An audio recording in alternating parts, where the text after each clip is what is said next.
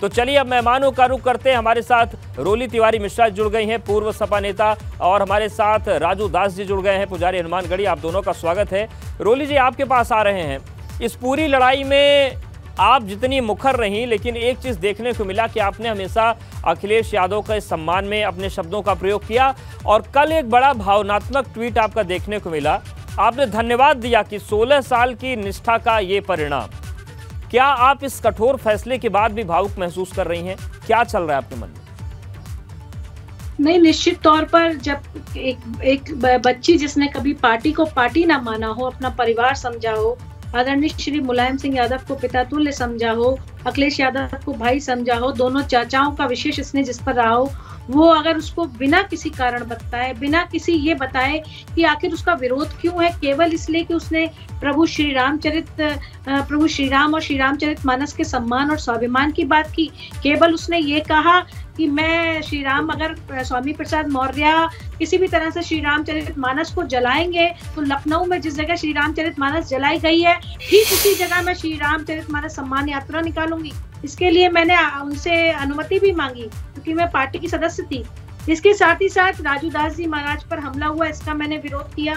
और एक सवाल जो स्वामी प्रसाद मौर्य जी ने कहा कि समाजवादी पार्टी की सरकार बनते ही श्री रामचरित मानस पर बैन लगाएंगे, प्रतिबंधित करेंगे, तो उस सवाल के जवाब में मैंने उनसे पूछा था कि हम लोग तो लोहिया जी का नारा लेकर के आदरणीय अखिलेश यादव जी को हमने मुख्यमंत्री बनाया था, और वो नारा था कि मकान रोटी सस्ती होगी और दवा पढ़ाई मुफ्ती होगी, तो क्या वो नारा उसमें नहीं रह गया, चलन में नहीं रह गया है? क्या आप श्री रामचरित मानस का मुद्दा उठा करके ही नहीं, तो फिर रोली जी ऐसा क्यों हो गया कि आप 16 साल से इस पार्टी को अपना परिवार मान के पार्टी में बनी रही, और कल के आए स्वामी प्रसाद मौर्य जी के चक्कर में आपको पार्टी से बाहर निकाल दिया गया? ऐसा क्या हो गया अचानक?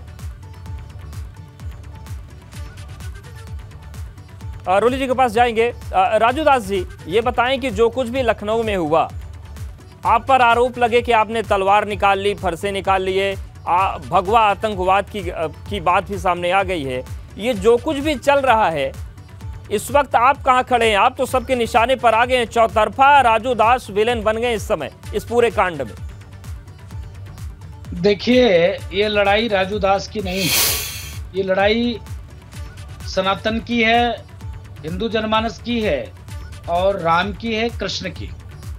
जितना अधिकार राजू दास का है उतना अधिकार आपका भी है, रोली तिवारी का भी है, उतना अधिकार अखिलेश यादव जी का भी है, क्योंकि अखिलेश यादव कहते हैं कि हम भगवान कृष्ण के वंशज हैं।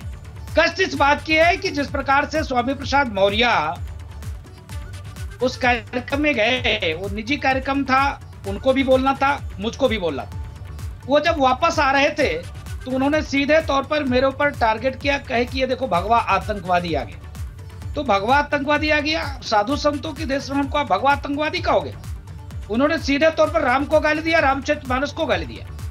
इसके नाते उनके और हमारे बीच में बात कहानी हुई, और उन्होंने गला दबाने का प्रयास किया, तो हमने 2-4 ठूसे दे दिए।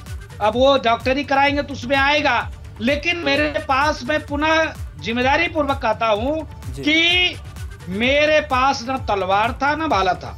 वो गलत आरोप लगा रहे हैं, क्योंकि उसके पहले माननीय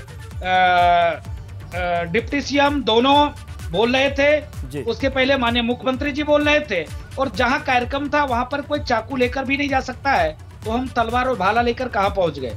सवाल दूसरा मैं पुनः करूंगा उन लोगों से, आपके टीवी के माध्यम से, कभी वो मिले तो आप पूछिएगा, यह देश संविधान से चलता है, रामचरितमानस तो उससे चलता नहीं है, तो रामचरितमानस कहाँ बाधा बन गई है क्या? क्या रामचरितमानस को टारगेट करके, साधु संतों को गाली देकर, भगवान राम को गाली देकर, भगवान कृष्ण को गाली देकर, सनातन को अपमानित करके, ये कौन सी परंपरा है? ये सवाल तो पूछना पड़ेगा। राजू दास जी हमारे साथ बने रहिए।